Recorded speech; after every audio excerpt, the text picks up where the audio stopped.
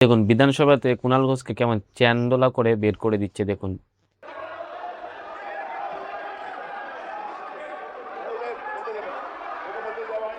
আপনি যদি না বসেন তাহলে আমি বার করে দিব কিন্তু আপনাকে কি বলছি আপনি যদি শুনেও নাই কুণাল বাবু আপনি যদি না বাড়ান আমি আবার বলছি আপনি যদি না বসেন আমি কিন্তু সাসপেন্ড করে দেবো আপনাকে। বার করে দিন তোকে, বার করে দিন একদম ইমিডিয়েটলি বার করে দিন ওকে, বার করে দিন। কোনো কথা শুনবেন